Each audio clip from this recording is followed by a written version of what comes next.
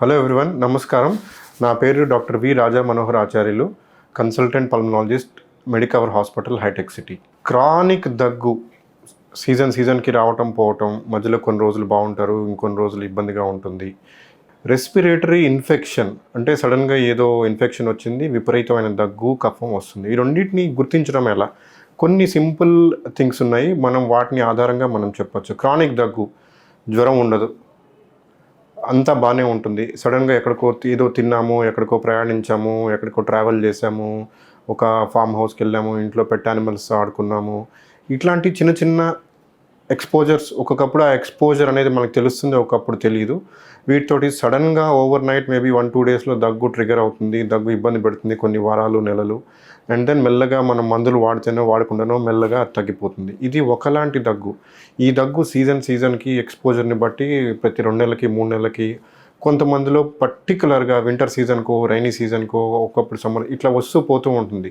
So chronic దగ్గు 8 వారాలు, 6 వారాలు, అంతకంటే ఎక్కువ శాతం ఉండే దగ్గులు, ఇట్లా ఉండే దగ్గులు ఒక రకం దగ్గు. ఇవి క్రానిక్ దగ్గులు. వీళ్ళలో ఫీవర్ ఉండదు, కఫం క్వాంటిటీ అంత ఉండదు, బాగా దగ్గుతారు, ఒక్క అర చెంచాడు కఫం వస్తుంది తెల్లగా. ఓకే. అండ్ ఇవి నైట్ టైం, డే టైం, ఒక పర్టికులర్ టైమ్ ఆఫ్ ద డేలో చాలా ఎక్కువగా ఉంటాయి, మిగతా టైంలో కొంచెం బెటర్గా ఉంటాయి. ఇవి క్రానిక్ దగ్గులు. రెస్పిరేటరీ ఇన్ఫెక్షన్ అనేసరికి మనకు ఇన్ఫెక్షన్ అంటే ఎప్పుడైనా కానీ ఫీవర్తో సంబంధించి ఉంటుంది.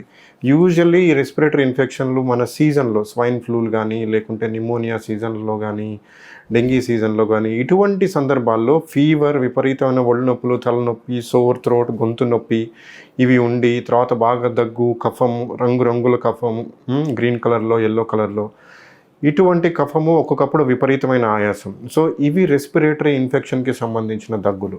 సో జ్వరము, కఫం రంగు, మనకుండే అవస్థ, ఆయాసపడటము, పడుకోలేకపోవటం, చిన్న పనులు చేసుకోలేకపోవటము, ఈ సివియరిటీ కూడా ఇన్ఫెక్షన్కి సంబంధించిన దగ్గుల్లో ఎక్కువ ఉంటుంది. సో 2 రకాల దగ్గులు మనం గమనించాలి.